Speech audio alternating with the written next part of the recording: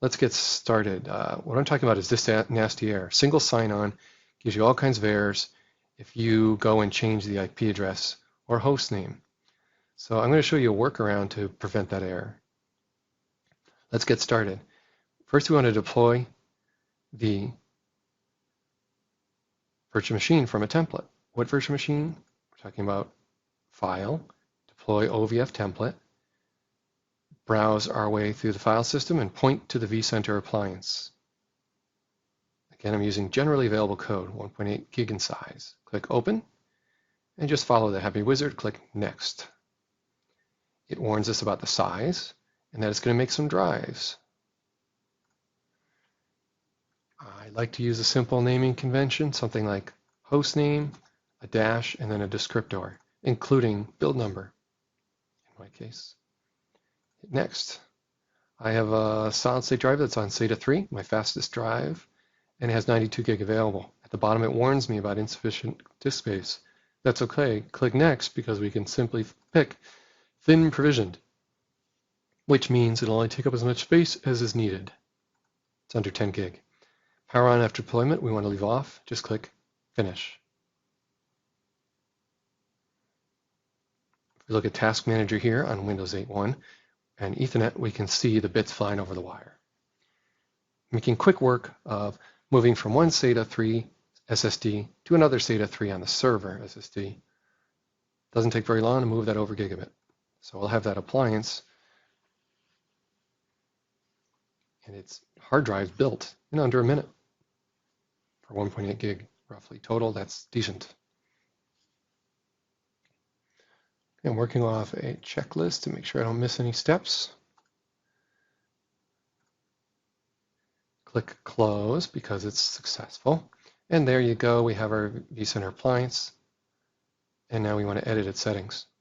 What do we want to edit? We can take down the memory to 6. I'll explain that in my accompanying article. Nothing else we need to change in that screen. Just click OK on 6 gig. Now we can go to the Console tab. So when we power it on right here, we can watch it boot up.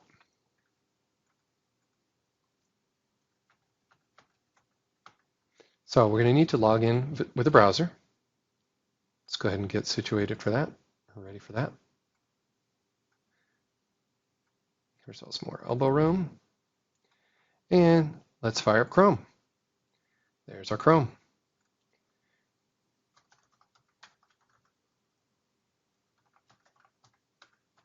Okay, on the right, it's going to tell us exactly what IP address to connect on.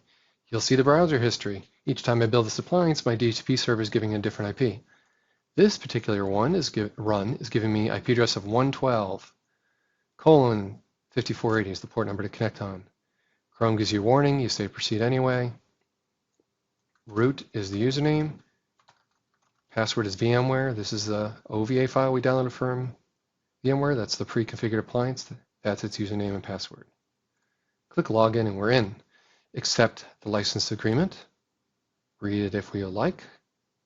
Click Next. On the right, you'll see some stuff happening.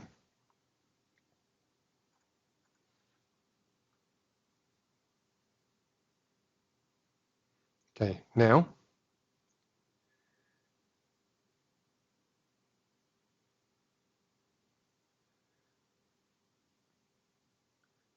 we'll go with canceling the wizard. Why? At the top it says to configure the static IP, you must configure a host name, so cancel the wizard. Not the most elegant, but we're going to do that. Click Cancel. Great. Next, Password tab. That's under Admin, and the password functions are right there. Turn off expiration. That might be suitable for home lab or convenient. Change the default password of VMware to something else, a little better. Upper and lower, numbers, letters, you know the drill. Whatever you like. The focus of this video is really on convenience for home lab. And having a password expire if you only use the home lab once in a while can be annoying. Click Submit. The new password has been accepted. Operation successful. Great. Now we're ready for the next step, and that is configure name and IP. That's under the Network tab. Click Address and change the DHCP drop-down menu to static. there's my name, vCenter. You don't need .local. It'll work without it. That's the IP address. Okay, so before we click accept, we want to open an administrative command prompt. On Windows 8, that's easy. Hit Windows plus X and select command prompt admin.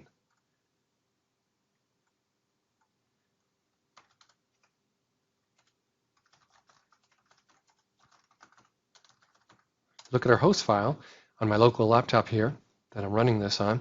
I have 2 entries added for my ESXi host and my vCenter appliance. That'll make me able to use names since I don't have a true domain name server lookup, typical in a home lab with just a consumer router. This makes everything just look nice and work nice. You'll see that in action. So we save the host file if you need to tweak it. Now you're ready to do stuff like ping vCenter to make sure .51 is truly available. It's available. Now we're ready to hit save here. All right, let's go back to that command. What do you know? It's alive. And on the right side, it changed to 51. Everything's looking very healthy. But of course, we broke this connection. So let's get back in here. And proceed to log back in with the new password this time. Okay, last piece to check here would be time. If we configure this early in the process, this doesn't always seem to stick. So we hit VMware Tool Synchronization, hit Save Settings, and now we have ourselves an appliance that's going to sync with the hopefully accurate NTP time-synced ESXi host. We're ready to go to the Summary tab. And we're going to make a tweak to the host file before we run the setup wizard. So it's time to run WinSCP.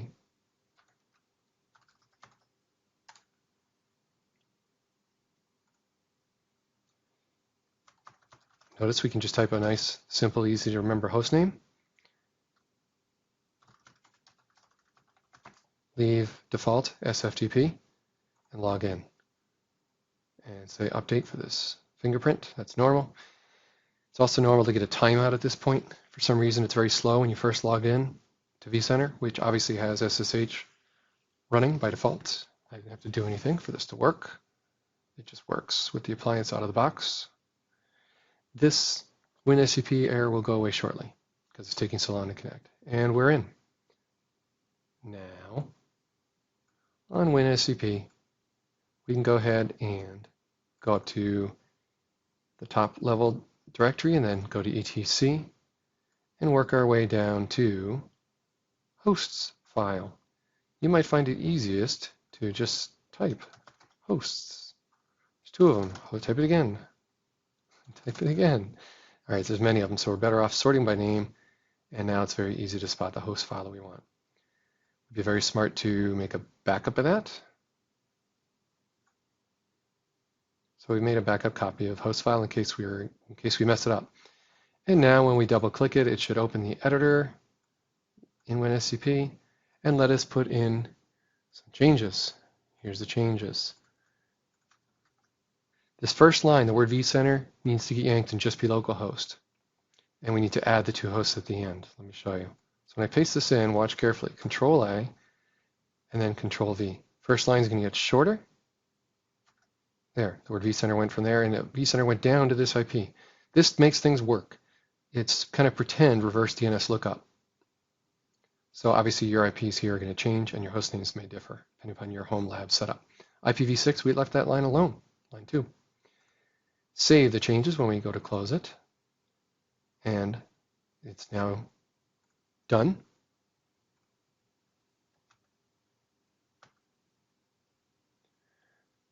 Okay, checking that off my checkbox. And now, over on the left, we can click the setup wizard. Click launch and configure with default settings. Click next and click start. And now we wait. This part tends to take a little while. Let me throw a clock on there and speed up time for the purposes of boredom avoidance.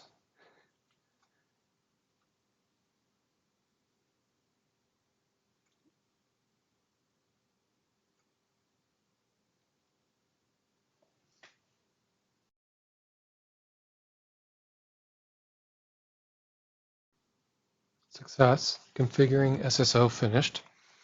It's normal for that to take several minutes, even on a solid-state drive. So we continue to wait for it to start the vCenter server.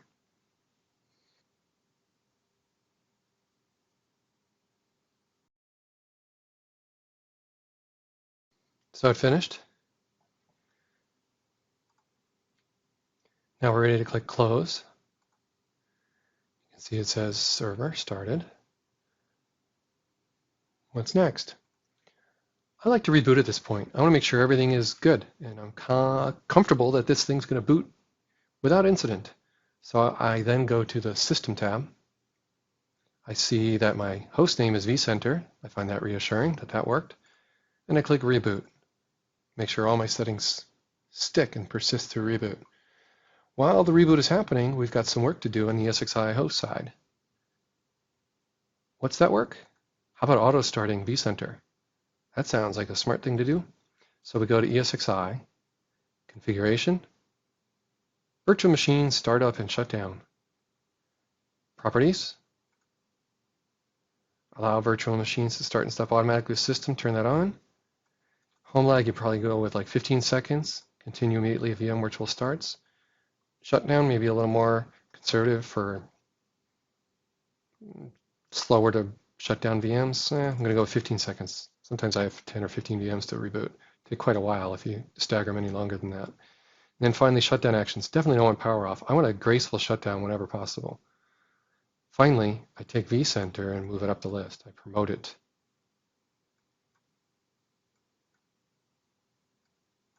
Okay. So how do we do that? Just click Move Up. Now it's in the automatic startup group. And click OK. And that work is done. We've reconfigured the auto start. So if we reboot ESXi, vCenter will start right along with it.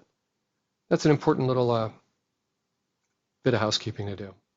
Back to the console, we can see we've got a bit of waiting to do while it reboots. So we wait.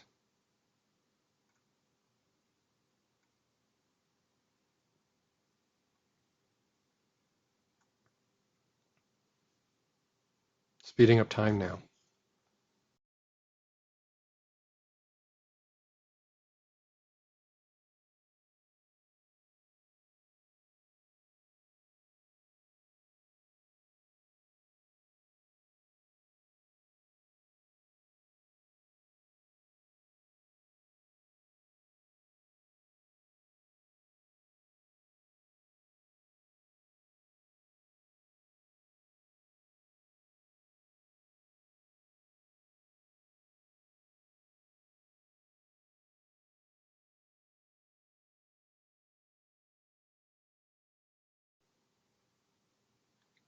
Okay, I've finished.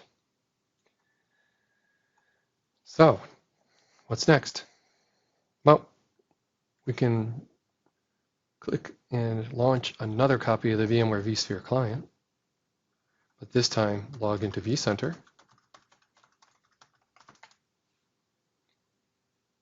The usual install cert warning.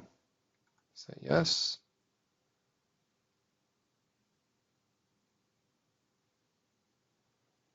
All right, so we're fully functional. We seem to have an appliance working. There's our build number. But that's not where we're going to hang out these days.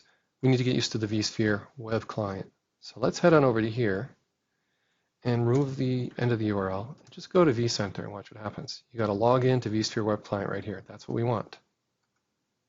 Sounds good to me.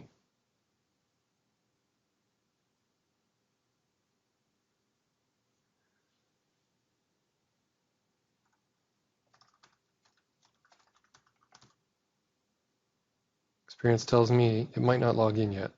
The Tomcat stuff on the right might not be running yet. We'll find out. Oh, we're up. Okay.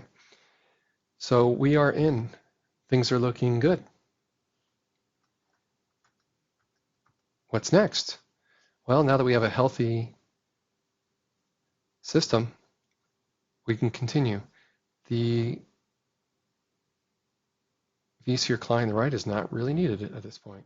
Let's just go pure vSphere web client from here forward. Got to get used to it anyway, right? All right, next, click on vCenter servers at left. Click here, vCenter servers. Select the vCenter. All right, what do we got? We now have a happy little wizard, create data center. Sound good? That's what we want. And I like the name data center. So I just click OK and I wait. And it's pretty much instant. Now we want to do add host. Again, just following the happy wizards. Let's call it ESXi. We know that's in our host file, so it should find it by name. That's how we introduced the vCenter server to the ESXi host on the same local subnet. And it worked.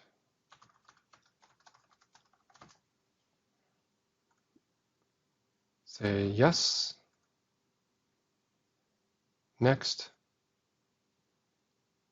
Licensing. If you got a license for trial from the VMware portal, great, you could put it in, or you could worry about this later. Either way, on unlimited mode for the next 60 days. Click next. Click next. Next. There's a summary screen. You'll notice it found a bunch of already VMFS formatted drives. You may have this blank if you've never run VMware before. And click on Finish. Upper right corner tells us status as it adds that host.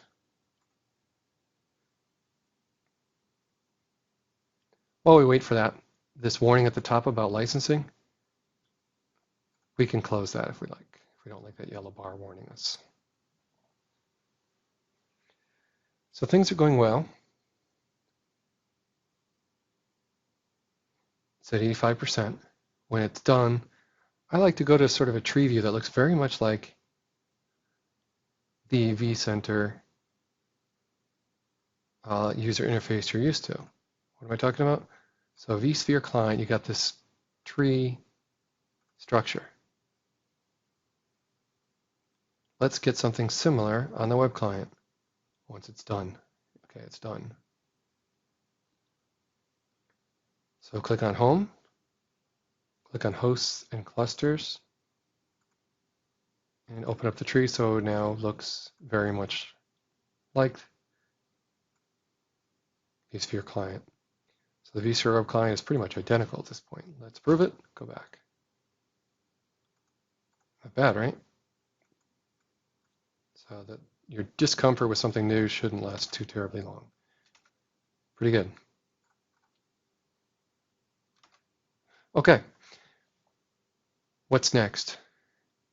Well, the rest, the appliance is deployed. The rest is kind of icing on the cake about launch console, install the integration, install tools and VMs, find VMs you have, all of that. This is just a teaser video introducing you to the concept that I'm going to have a giant video that has everything, soup to nuts, beginning to end, installing ESXi on USB, installing the vCenter appliance, and then finally carving up data stores, putting virtual machines on there, or finding existing VMs. All that will be covered in a comprehensive, much longer video.